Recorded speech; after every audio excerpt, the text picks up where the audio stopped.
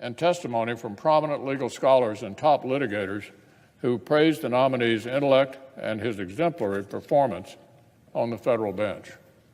We've also considered a wealth of evidence that pertains to Judge Kavanaugh's character and his personal integrity. We've heard testimony or received open letters from literally hundreds of men and women who know Judge Brett Kavanaugh, who've worked alongside him or clerked for him as a judge, or who've known him and his family personally over the years. This is what the Senate has considered for the past 70 days. In the Senate and around the country, almost everyone who went into this process with an open mind, who was prepared to give Judge Kavanaugh a fair hearing, has come away impressed.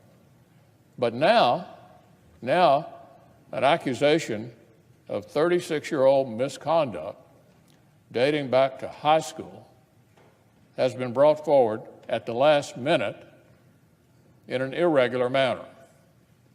It is an accusation which Judge Kavanaugh has completely and unequivocally denied. This is what he said. This is a completely false allegation. I've never done anything like what the accuser describes to her or to anyone. It is an accusation which the ranking member of the Committee of Jurisdiction has known about for at least 6 weeks. Known about for 6 weeks, yet chose to keep secret until the 11th hour. Neither she nor any of her Democratic colleagues chose to raise this allegation during the committee staff's bipartisan background calls with the nominee. They did not raise it, even with the name redacted. In the 65 meetings Judge Kavanaugh held with senators before his confirmation hearing, including his private meeting with the ranking member. They did not raise it, even with the name redacted, in 4 days of exhaustive public hearings while Judge Kavanaugh testified under oath. Even though they chose to raise myriad other matters at the hearing, including sometimes a bizarre innuendo. They did not raise it in the closed session, the proper forum where such an allegation could have been addressed with discretion and sensitivity.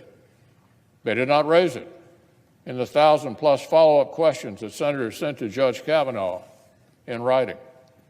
But now, at the 11th hour, with committee votes on schedule, after Democrats have spent weeks and weeks searching for any possible reason that the nomination should be delayed, now they choose to introduce this allegation. Not through the standard bipartisan process, not by advising the Judiciary Committee colleagues and committee staff through proper channels, but by leaking it to the press, because the chain of custody of this letter runs through the Democratic side of the Judiciary Committee. That's the chain of custody. I can't explain the situation any better than the senior senator from Maine put it yesterday evening when she said, if they believed Judge Kavanaugh's accuser, why didn't they surface this information earlier so that he could be questioned about it? And if they didn't believe her and chose to withhold the information, why did they decide at the 11th hour to release it? It's really not fair to either of them the way it was handled. Well, as the senior senator from Texas said yesterday, or earlier today, the Democrats have so egregiously mishandled this up until now, it's no excuse for us to do the same. Just because the Democrats have egregiously mishandled this, said Senator Cornyn, there's no excuse for us to do the same thing. I'm glad that Chairman Grassley is following standard practice and regular order. And he stated he plans to pursue this matter by the book, with bipartisan interviews of both Judge Kavanaugh and Dr. Ford. I have great confidence in Chairman Grassley and his ability to proceed through this process.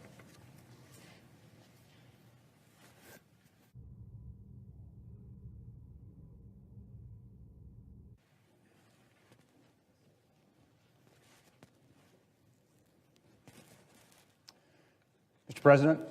The Senator for Montana. Mr. President, I want to thank my colleagues in this body for their hard work and their true bipartisan efforts to address the opioid and drug crisis in the United States. The legislation before us will help combat an epidemic that touches the lives of almost every person in our country. In Montana, opioid overdoses have claimed the lives of 700 people since 2000. And from 2013 to 2014, 42% of all drug-related deaths were caused by opioids. With easier access and a larger supply on the street, we are finding opioids in the hands of more and more people. It's tearing families apart. It's devastating our communities.